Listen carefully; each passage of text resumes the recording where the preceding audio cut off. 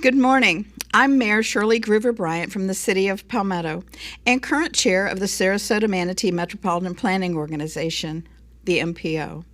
On behalf of the 17 elected officials and transportation agency representatives who serve on the MPO board, thank you for joining us as we prepare to present the Transform 2045 Long-Range Transportation Plan. The MPO is authorized by state and federal law to plan a cohesive transportation system that serves all residents and visitors to the Manatee and Sarasota region. While each local, city, and county has responsibility for their own network, the MPO is tasked with connecting the network because, let's face it, the average citizen doesn't care where the lines are drawn. They just want to get where they're going in a timely manner. The MPO is required to assess transportation needs for 25 years, and a new plan is completed every 5 years. We began our effort in January 2019, and we've spent the last year and a half gathering information from our local partners in the community to create a vision for the future that promotes economic diversity, preserves environmental health, and creates vibrant places. Over 2,500 citizens participated in the planning process. The plan truly addresses the ideas and needs we heard from our constituents, and we will transform our region over the next 25 years. The plan includes a series of gateway projects that will welcome people to our cities and towns. These may be welcoming intersections, improvements, or complete streets that encourage people to stroll through our downtowns and visit our shops and restaurants.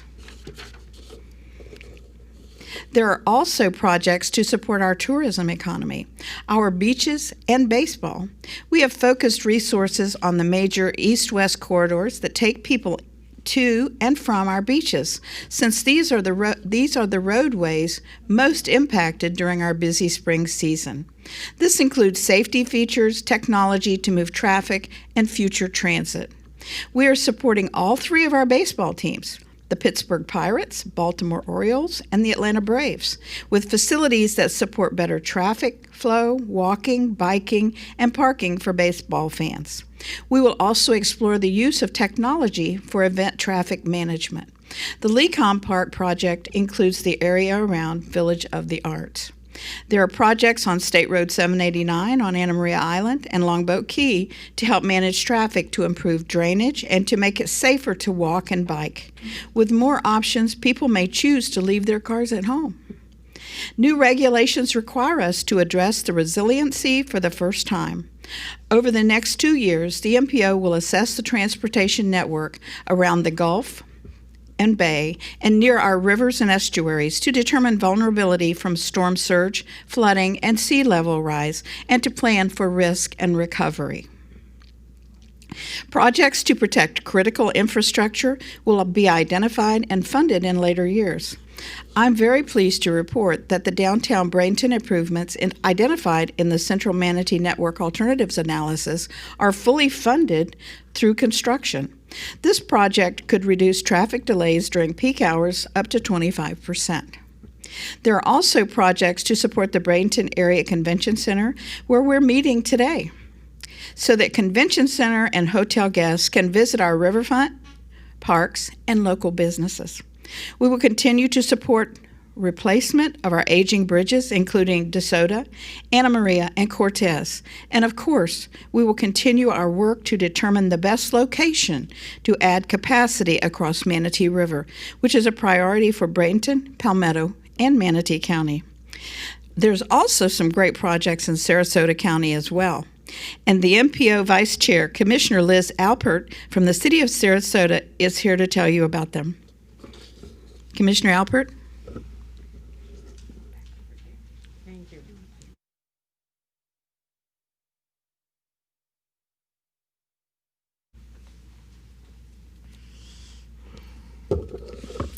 Thank you, Mayor, and thanks to all of you for coming out so early this morning.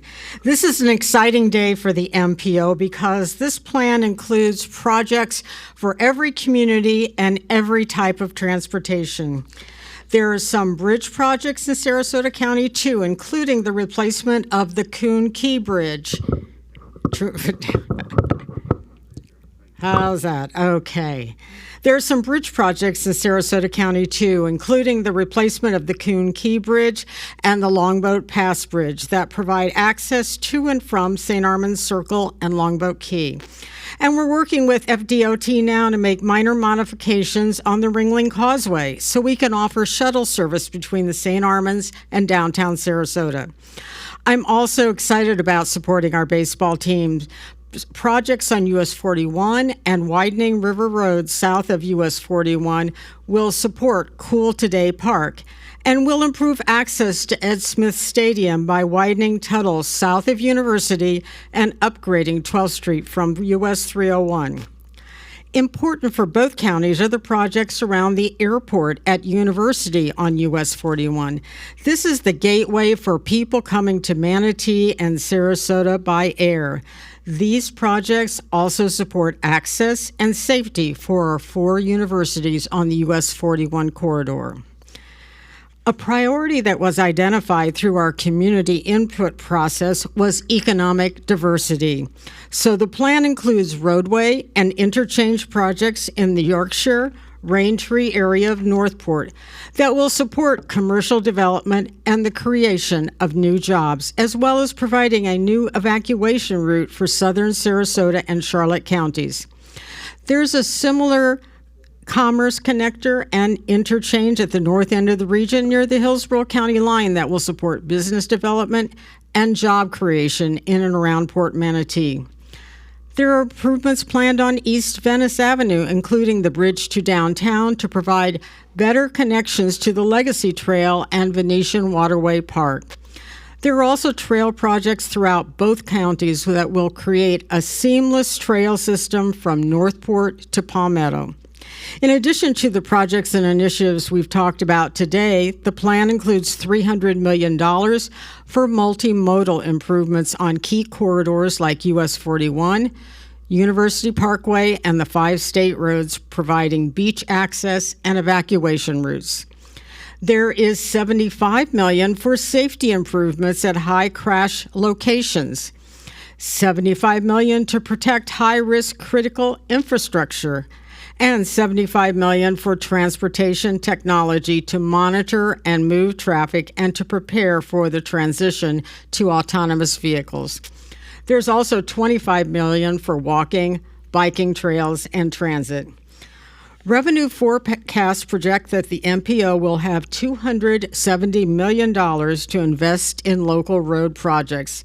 In addition, the MPO has been working closely with FDOT to create a partnership opportunity. Cities and counties will be able to use local transportation revenue as matching funds to access an additional $118 million in state and federal funds for use on local road projects, bringing the total available for local roads to $388 million. The Transform 25 Long-Range Transportation Plan includes investments totaling just over $2 billion in our regional transportation infrastructure over the next 25 years. These investments will support our local economy and make this a great place to live, work, play, and travel. The MPO board will hear an in-depth presentation on the plan at 9:30 if you want to learn more. The plan document is available on the MPO website at www.mympo.org. The 30-day public comment period is from September 25th to October 25th, and the MPO board is scheduled to meet again and vote on the final plan on Monday, October 26th. It will then be forwarded to the Florida Department of Transportation, the Federal Highway Administration, and the Federal Transit Administration for review and approval. So get your comments in. In the meantime, we've got members of the MPO planning and consulting team here, and I'll ask them to raise their hands. And thank you to answer your individual questions. Again, thank you for coming, and thank you for your interest in transportation and the work of the MPO. Thanks so much.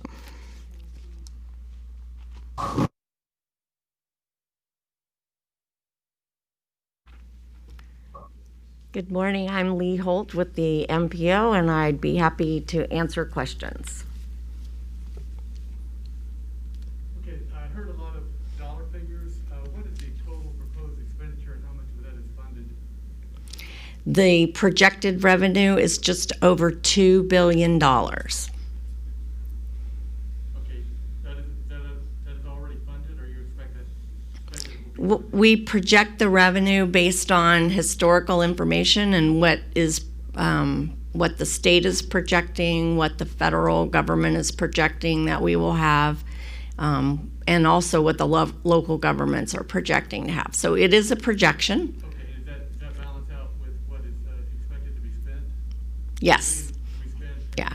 So it's a cost feasible plan. We can only put in the plan projects that match up with the revenue projections. We can't, it's not a wish list. It's, Does that include the effects of COVID on what it's going to do to depress revenues? we think that COVID will push projects out, but this is a long-range plan. So if we had thought like that in 2008, we would have had a pretty bleak plan in 2035. But when you're thinking long-term, you don't really think about the blips in the radar. And we hope that's what COVID is. Thank you. When you talk about long-term, when will the citizens start to see this come about? I mean, is it going to start right away or down the road? When are we going to see these improvements? Some of the projects are already in the Florida Department of Transportation 5-year work program, which is from now until 2025. So those that are in the early stages of review and design will be constructed over the next 5 years. But most of the projects will begin after 2026.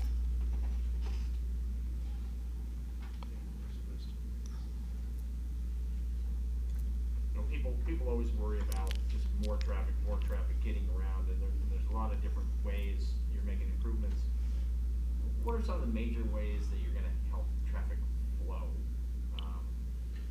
I mean, obviously you want to get a bridge over the Manatee River, maybe, help some of that, but, you've got these 70 corridor that's all messed up, and 64 and University Parkway. What kind of things are going to help the traffic flow through some of those arteries? A lot of those roads are what we call constrained right-of-ways, which means we can't build more lanes. We can't build ourselves out of traffic. So one of the new things that we have a $75 million investment planned is in technology. And there's a lot of new technology, even since our last plan 5 years ago, that we have not used here, that monitors traffic, that moves traffic, it times the signals. And the other part of that is that there has to be staffing who are watching those cameras. So we actually have $5 million set aside to help staff the Regional Traffic Management Center. Leigh, has there been any prioritization given for the bridge replacements in Manatee County? It's my understanding from the Florida Department of Transportation that Cortez is now needs to be a little bit before Anna Maria, just because of its age and its recent evaluation. The DeSoto Bridge would be after that. The existing DeSoto Bridge has to be replaced because of its age. And that is separate from the connector to add capacity.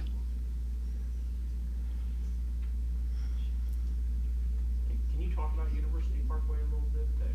I've heard you touch on it, but what are we going to see along there that's going to be different? Actually, University Parkway, it's our first targeted roadway for autonomous vehicles, our first east-west corridor for autonomous vehicles. So in the plan, we have US 41 and I-75, which were planned by FDOT, and then locally we've selected University because it serves both counties. There's significant amount of right-of-way, and it will be extended all the way to State Road 70. So it'll be a key connector that takes you from the coast to 70 and all the way across the state. So while nobody wants to see University widened, it might be the first corridor where we could have dedicated lanes for buses and autonomous vehicles. So we're gonna see 70, or excuse me, we're gonna see University Parkway go farther east and then bend around to 70. It goes directly east to State Road 70. Okay.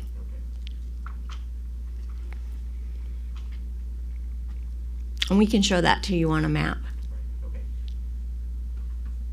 How much of the plan is concurrent and how much is incremental? I'm sorry, can you say that again? How much of the plan is concurrent? In other words, you're gonna have multiple projects going on at one time. And then I'm sure part of it is incremental where one has to be done before something else can get done. So concurrent and incremental. I think there's some of both. We have many projects going on at the same time, and we have projects going in both counties at the same time. But like you said, they are incremental in that they have to have a preliminary design, and then they have engineering, and then maybe we have to purchase right of way and then move to construction. So there might be one in an early stage while another one is in a later stage. We have the 301 I-75 project coming up. I've heard estimates of 150 million, 190 million. Seems like the latest estimate is the lower range of that. We have a lot of projects in this plan that will be kind of rivaling that one, or you have anything bigger than that? So our plan is for the local roads and the what's called the state arterials. The I-75 projects are separate from this plan and in addition to this plan. Can I ask you, how feasible are some of these autonomous vehicles? We hear about them, and it all sounds great, but I mean, are these being used other places successfully, or is this just hope that this gets developed okay?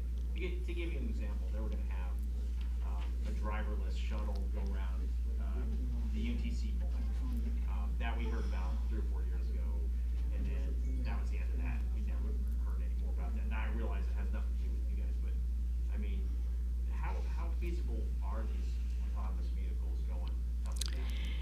It's really interesting because autonomous vehicles, the technology of the vehicles themselves is ready and has been ready for quite some time.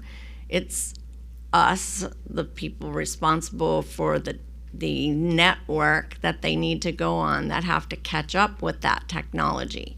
So the cars are ready. We just have to make the infrastructure ready to go with them. For autonomous vehicles. That's very important. And 25 years is a long time. So it's very likely that over the next 25 years will probably be the most challenging, as we have both autonomous vehicles and traditional vehicles using the same space. But they are definitely coming. Freight will probably be an early user of autonomous vehicles simply because there are not enough truck drivers to drive the trucks. So by having connected trucks and autonomous trucks, they can drive faster, they can drive longer because they don't have to stop and sleep. So, and then transit, especially with the reaction to COVID, we expect that transit will be needed by people who don't have the means to have a car anymore. But for a lot of people, getting in that autonomous vehicle in your private little pod might be appealing in replace of transit where you're with a lot of people if COVID is our new world. And I need to ask you about the Lakewood Ranch area. It's growing so fast that I don't even know if you can plan 25 years for something that's growing leaps and bounds perhaps faster than people expected. There's no, there's no transit in terms of buses or anything out that way now because it's really not needed. It doesn't get used that much, but it's growing. I mean, do you anticipate a whole new corridor of traffic out there in that Lakewood Ranch, just east of it area where it's booming? In the Lakewood Ranch area, you'll see in the plan there's a lot of support for widening some of the existing roads and adding new roads with the matching program with FDOT. That is possible to accelerate some of those road plans east of I-75 in both counties.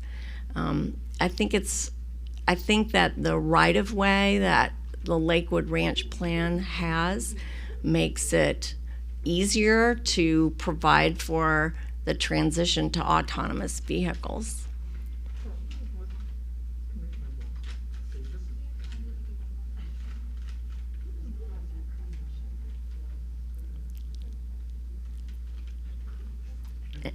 And we're available, and the MPO staff, and Aaron is here from the EDC if you'd like to get a business perspective. So thank you for coming.